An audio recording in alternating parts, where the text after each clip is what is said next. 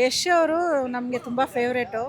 ಅವರು KGF movie ಮಾತ್ರ ಚಾನ್ಸೇ ಇಲ್ಲ, ಅಷ್ಟು ಚೆನ್ನಾಗಿ ಮಾಡಿರ್ತಾರೆ. ಅದೇ ಅಲ್ಲ, ಎಲ್ಲ ಮೂವಿನೂ ತುಂಬ ಚೆನ್ನಾಗಿರುತ್ತೆ. ತುಂಬ ಹ್ಯಾಂಡ್ಸಮ್ ಮತ್ತು ತುಂಬ ಚೆನ್ನಾಗಿ ಮಾಡ್ತಾರೆ. ಕನ್ನಡದ ಹುಡುಗ ಈ ಲೆವೆಲ್ ಮಟ್ಟಿಗೆ ಗ್ಲೋಬಲ್ ಲೆವೆಲ್ ಮಟ್ಟಿಗೆ ಬೆಳೆದಿದ್ದಾರೆ. ಅದು ಬಡತನದಿಂದ ಒಂದು ಗ್ಲೋಬಲ್ ಲೆವೆಲಿಗೆ ಬೆಳೆಯೋಕ್ಕೂ ಕೂಡ ತುಂಬಾ ಎಫರ್ಟ್ ಹಾಕಬೇಕು. ಆ ಲೆವೆಲ್ ತನಕ ಬೆಳೆದಾರೆ. ಏನು ಟ್ಯಾಲೆಂಟು ಮತ್ತು ಅವ್ರದ್ದು ಹಾರ್ಡ್ ವರ್ಕು. ಓಕೆ, ಅವ್ರ ಮೂವಿ ಯಾವ್ದು ನೋಡಿದ್ದೀರಾ ನೀವು? ನಾವು ಲಾಸ್ಟ್ ನೋಡಿದ್ದು ಇದೆ KGF. ವೇಟ್ ಮಾಡ್ತಾ ಇದ್ದೀವಿ. ಹಾಂ, ಓಕೆ, ಟಾಕ್ಸಿಕ್ ಇದೆ ಮಾರ್ಚ್ 19th ರಿಲೀಸ್ ಆಗುತ್ತೆ. KGF ಕಿಂತನೂ ಕೂಡ ಚೆನ್ನಾಗಿರ್ಬೋದಾ ಟಾಕ್ಸಿಕ್? ಅವ್ರದ್ದು ಎಲ್ಲ ಮೂವಿ ಚೆನ್ನಾಗಿರುತ್ತೆ. ಓಕೆ, ನೀವು ಕೂಡ ಒಂದು ದೊಡ್ಡ ಫ್ಯಾನು. ಹೌದು. ನಿಮ್ಮ ಹೆಸರು? ರೇಣುಕಾ.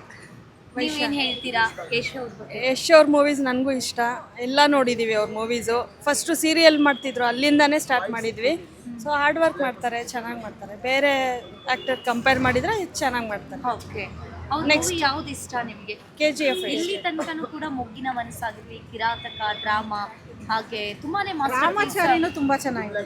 ನಿಮ್ಗೆ ಇಷ್ಟನಾ ಡ್ರಾಮಾ? ಯಾಕೆ ಡ್ರಾಮಾ ಇಷ್ಟ? ಚೆನ್ನಾಗಿರುತ್ತಲ್ವಾ ನೋಡೋಕ್ಕೆ. ಚೆನ್ನಾಗಿರ್ತಾರೆ. ಓಕೆ, ಇವಾಗ ಇದೇ ಮಾರ್ಚ್ 19th ಟಾಕ್ಸಿಕ್ ರಿಲೀಸ್ ಆಗ್ತಾ ಇದೆ.